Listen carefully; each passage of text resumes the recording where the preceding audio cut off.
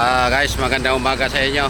Nandito na naman tayo sa isang aksidente dito sa Kalaka, sa papuntang bayan ng Kalaka. Nandito na aksidente. Ito yung truck dito. Sigurado ito sa pagtanong-tanong ko dito sa mga tao dito na nakakita, ito ay nakatulog yata ang driver dito. Itong kalsada na to nakakwento siya, nakabarikada. Ngayon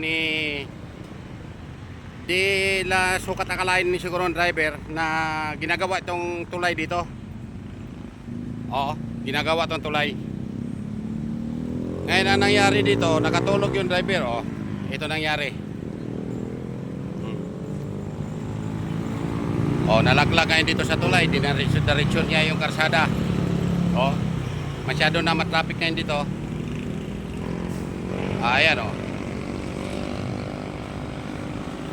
Ito, ang ulo sa truck nandito sa taas. Yung makina at saka chassis nandun na sa baba.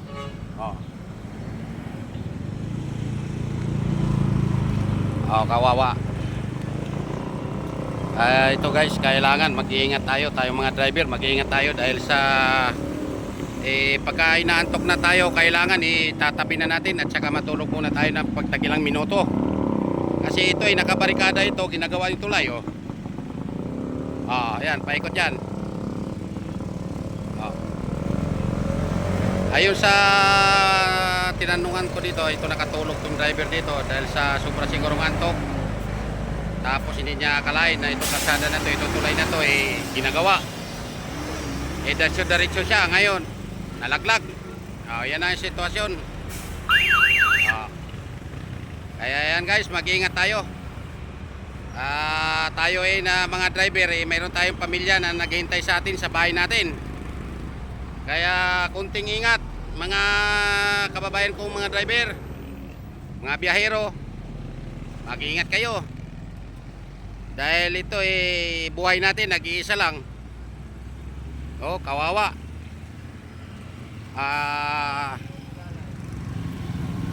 Ayon sa mga pagtanungan namin dito, ito daw mga driver dito putulan pa, pati painante.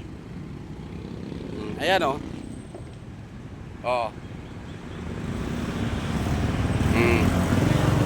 Ayan, sobra ng traffic Ayan. Ito tulay na to, ito tulay ginagawa tong tulay na to. Sige guys, hanggang dito na lang. Ingat na lang sa mga bagbiyahe natin.